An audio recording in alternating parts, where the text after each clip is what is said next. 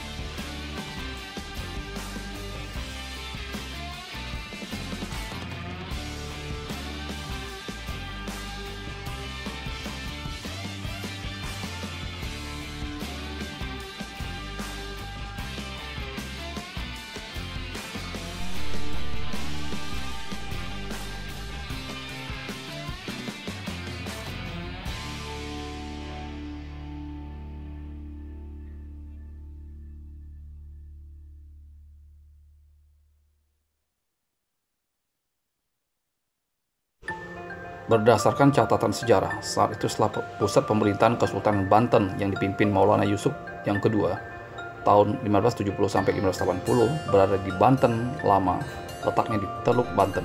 Serang merupakan wilayah persawahan. Saat itu, Maulana Yusuf gencar mendorong masyarakat untuk membuka lahan baru untuk persawahan. Untuk mendukung kebutuhan air untuk sawah-sawah yang baru dibuka, Maulana Yusuf membangun danau buatan yang dinamakan Tasik Ardi.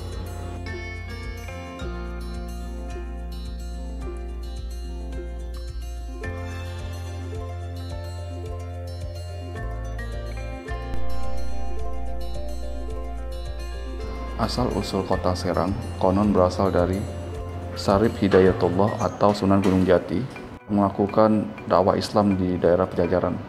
Di perjalanan, Sunan Gunung Jati melihat persawahan dan langsung berteriak Serang, yang dalam bahasa Sunda adalah sawah. Pada waktu Kesultanan Banten dipimpin Sultan Ageng Tirtayasa, sering terjadi bentrokan dan peperangan dengan para kompeni Belanda yang pada waktu itu telah berkuasa di Jakarta. Dengan cara politik adu domba, terutama dilakukan antara Sultan Ageng Tirtayasa yang anti kompeni dengan putranya Sultan Abdul Kahar atau Sultan Haji yang pro kompeni, yang pro kompeni Belanda, dapat melumpuhkan kekuasaan Sultan Ageng Tirtayasa. Sultan Ageng Tirtayasa akhirnya tidak berdaya dan menyingkir ke pedalaman. Namun dengan bujukan Sultan Haji, Sultan Ageng Tirtayasa dapat ditangkap, kemudian ditahan dan dipenjarakan di Batavia hingga wafatnya pada tahun 1692. Namun sekalipun Sultan Ageng Tirtayasa sudah wafat, perjuangan melawan Belanda terus berkobar dan dilanjutkan oleh pengikutnya yang setia dan gigih dan pantang menyerah. Sejak wafatnya Sultan Ageng Tirtayasa, maka Kesultanan Banten mulai mundur atau suram, karena para sultan berikutnya sudah mulai terpengaruh oleh kompeni Belanda sehingga pemerintahannya mulai labil dan lemah. Pada tahun 1816, kompeni Belanda di bawah pimpinan Gubernur Van der Kavelen datang ke Banten dan mengambil alih kekuasaan Banten dari Sultan Muhammad Rafiuddin. Belanda pun membagi wilayah menjadi 3 bagian, yaitu Serang, Lebak, dan Caringin, dengan kepala negeri disebut Regen atau Bupati.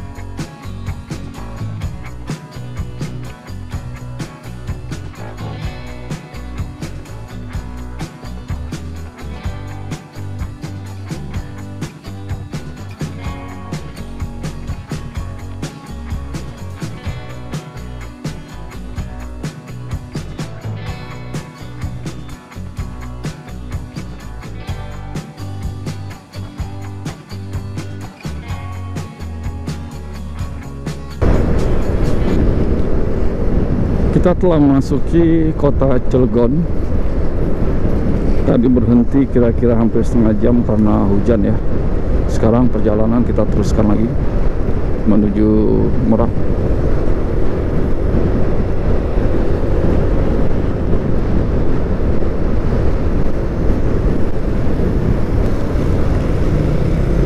Di kota Cilegon ini masih gerimis ya, tidak deras, gerimis.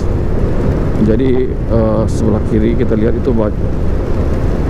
mereka yang mudik naik motor, banyak yang berteduh.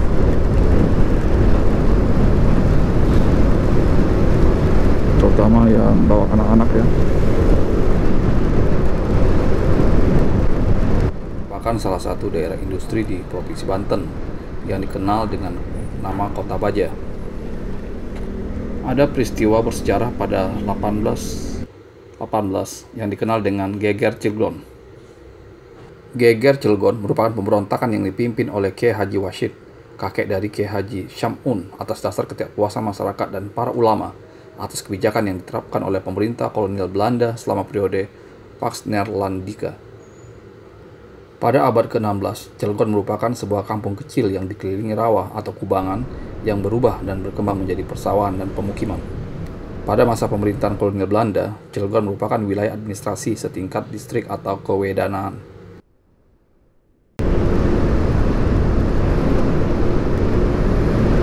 Krakatau Steel ini perusahaan baja nasional ya, perusahaan baja Indonesia.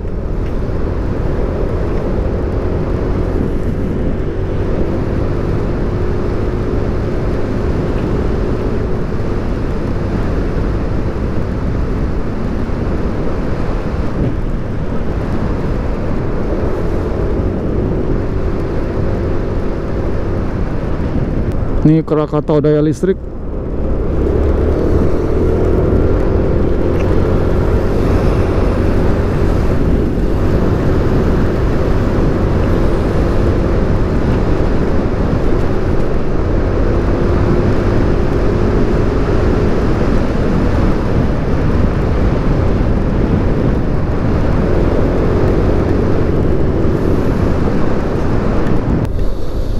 Ini ada Tugu Krakatau, kawasan objek vital nasional ya, kawasan industri Krakatau.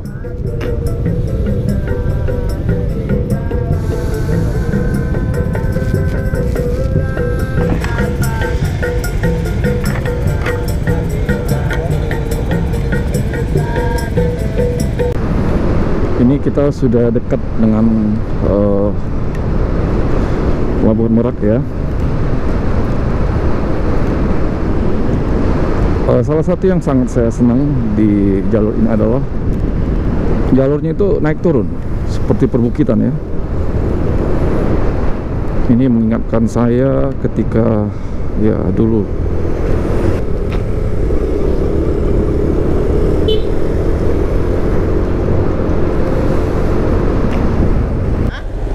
mau kacamata dedeknya. Oh, Sorry. dari Bapak. Iya iya. Makasih Pak ya. Iya sama-sama.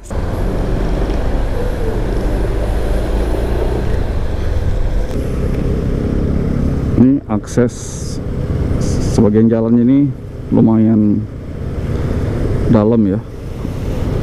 Pemudik yang bawa motor hati-hati, motornya mogok.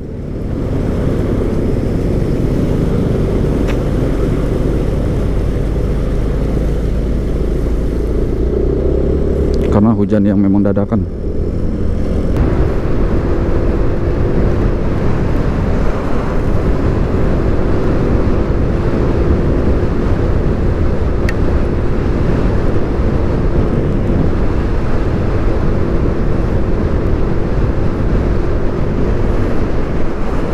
Di kiri sudah kelihatan laut.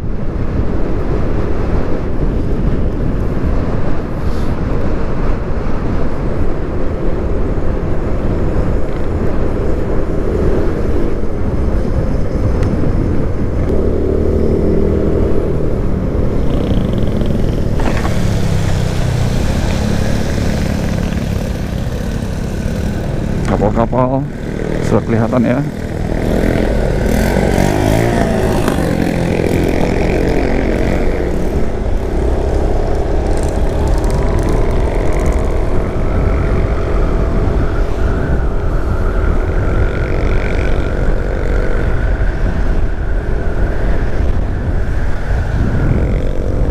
tempat beli tiket ferry ya. Kita lihat. Tiket sudah kita beli.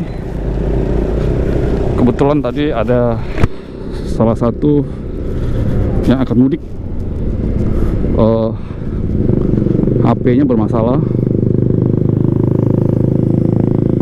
Kemudian dicek ternyata bisa menerima wifi ya, kita kasih hotspot. Jadi banyak hal-hal yang harus diperhatikan ya ketika Anda mudik. Bukan hanya kesehatan fisik, kemudian kondisi motor Anda atau kendaraan Anda,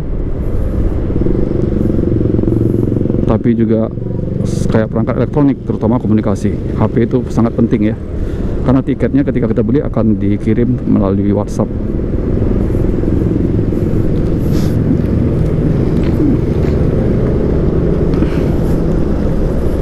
Sekarang kita tiket sudah ada, tinggal naik kapal.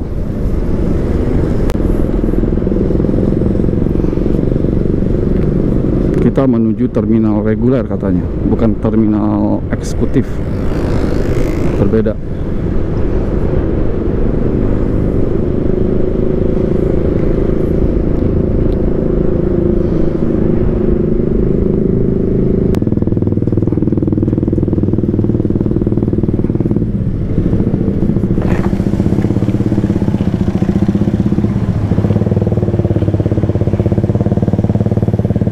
Karena hujan tadi ya, hujan yang sebentar, jadi harus hati-hati.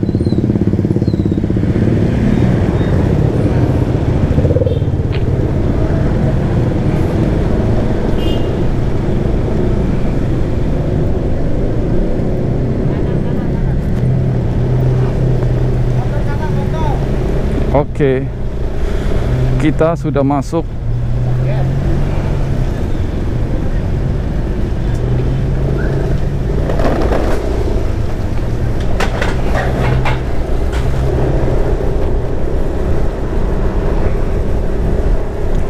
Kita akan menyeberang, teman-teman.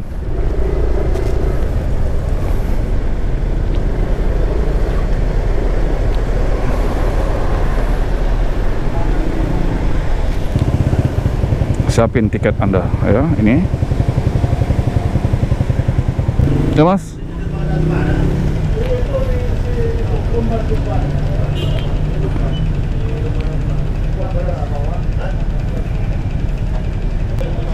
Ya, makasih.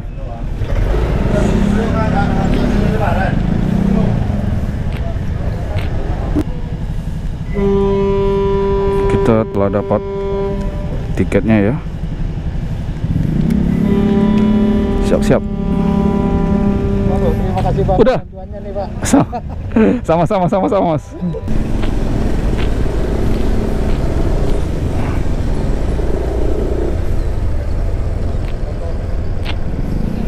Wow. Kita cek motor nunggu di mana nih?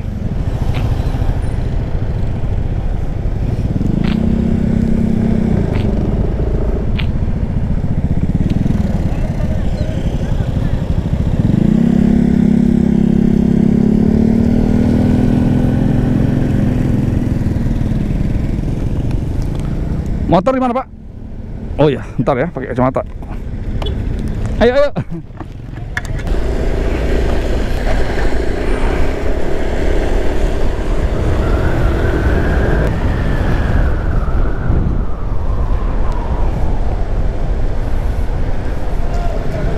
Gimana, Pak?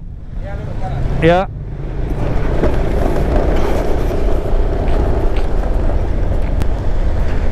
Wow. Sekarang karena sudah sepi ya, jadi kayaknya ini yang pakai motor ini sangat prioritas. Kita antri untuk masuk.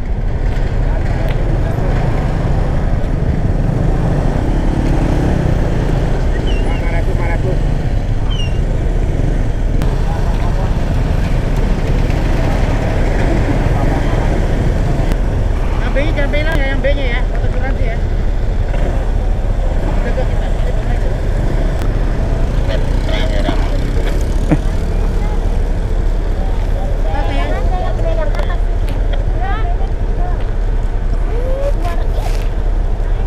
Yang A mas ya? Yuk, tadi ya. Sudah? Yuk. Yang A diberikan kepada abang-abang tiketnya ya. Yang B-nya itu kita simpen. Kita nggak tahu nih, mungkin untuk yang di dalam kali yang B-nya. Lihat, namanya SMS Car. Kapal apa ini?